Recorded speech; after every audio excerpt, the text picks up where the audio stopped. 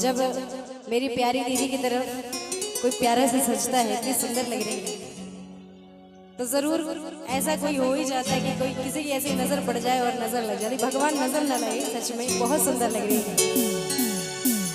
इसलिए पत्नी पति से कहती है कि नजर तो लग गई है, अब जाइए दवा कराइए। मेरा भोजपुरी समझती है ना? आइए। कि पटना से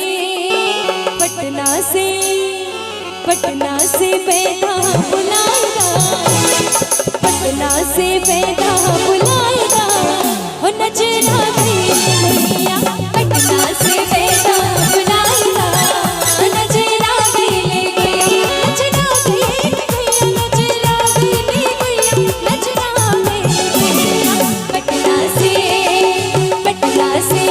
हाँ पटना से पैदा बुलाएगा, नजरा गैया, पटना से पैदा बुलाएगा, नजरा गैया।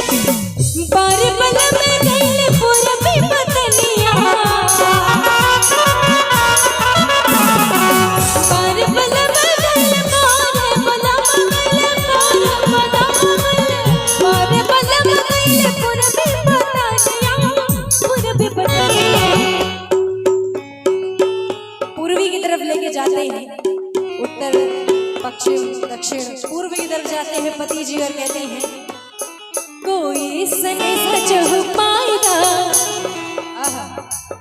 ये ले लाखों करोड़ों का आशीर्वाद। कोई सने सच हो पाएगा, वो नजरा गैया, गैया, से पैदा बुलाएगा, वो नजरा गैया, नजरा गैया, नजरा गैया, नजरा गैया, पटना से हाँ पटना से पैदा बुलाएगा, नजरा गैया, पटना से पैदा बुलाएगा, नजरा गैया।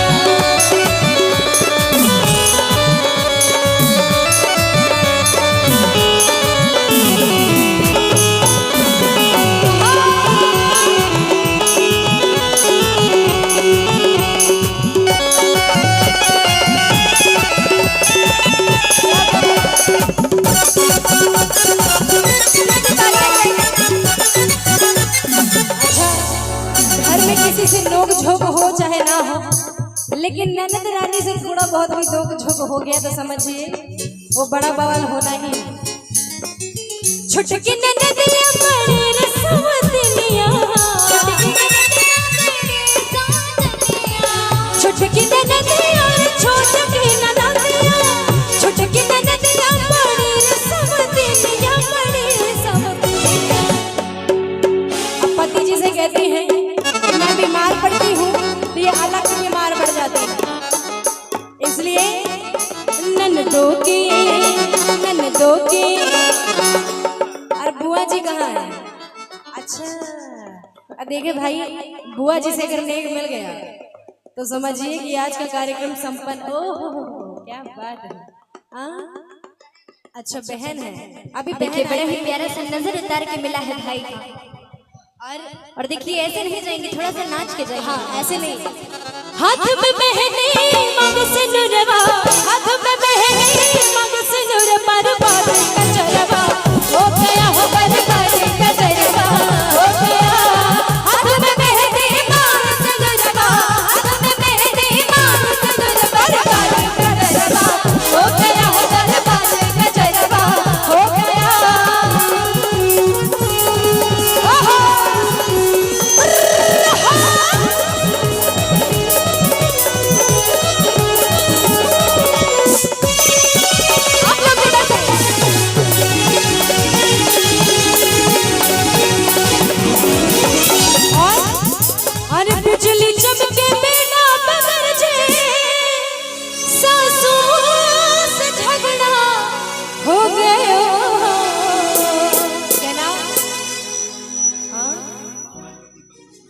आदरणीय मामा जी की तरफ से। अरे वाह वाह, देखा बड़का नोट मिला बेटा।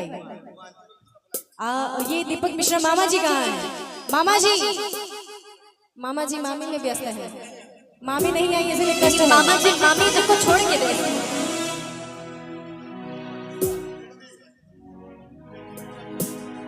हाँ मामा जी एक बार आ जाइए, आपके बिना। हाँ दीपक मिश्रा मामा जी जरा आइए आप, क्योंकि आपके बिना महफिल अधूरी रहती है। कहते हैं ननद के बिना, देवर के बिना ससुराल, और मामा के बिना महफिल हमेशा अधूरी रहती है। और इनकी तरफ से देखिए 501 रुपए का आशीर्वाद, बड़का इनाम मिला बर्थडे भैया, इसलिए जोरदार ताली बजावा। इसलिए पापी पपी हाँ, पापी पपी हाँ बोलिया बोले, पापी पपी हाँ बोलिया बोले, दिल धड़के सवेरा हो गया है, दिल धड़के सवेरा हो गया। हाथ में मेहंदी मांग सिंदूरवा, हाथ में मेहंदी मांग सिंदूरवा, बरबाद का गरबा हो गया, बरबाद का गरबा हो गया।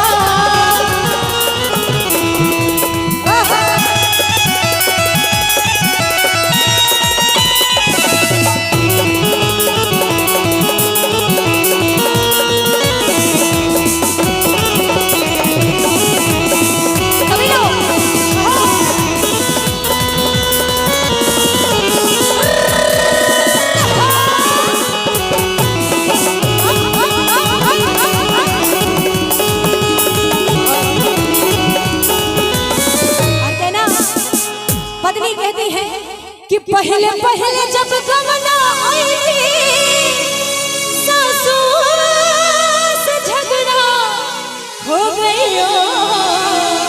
पहले पहले जब गई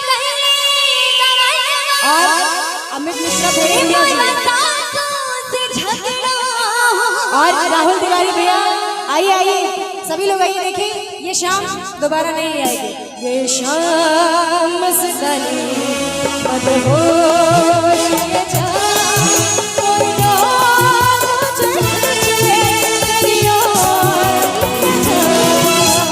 हाँ, ये तो आपको बुलाने का तरीका था, थोड़ा आइए यहाँ पे आइए। अब मिश्रा कहाँ गए भैया? आनंद भैया गीत संभारा था, हमारे हाथ खाली हो गए।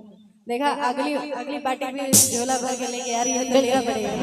और देखिए महिलाएं चली जाएंगी, एक बार इनको भी नचवाइए। मेरी सारी माताएं बहनें जरा बैठी हैं, आप ही के लिए भी शाम सजती है। बिल्कुल हाँ। आप लोग जाएंगे तो फिर से अच्छा सब नाश्ता सुना करिए, ठीक है कोई नहीं, नाश्ता कर लीजिए बिल्कुल। हमारे बड़े भैया लोग, हाँ आइए। क्या नाम? बाकी पलम पर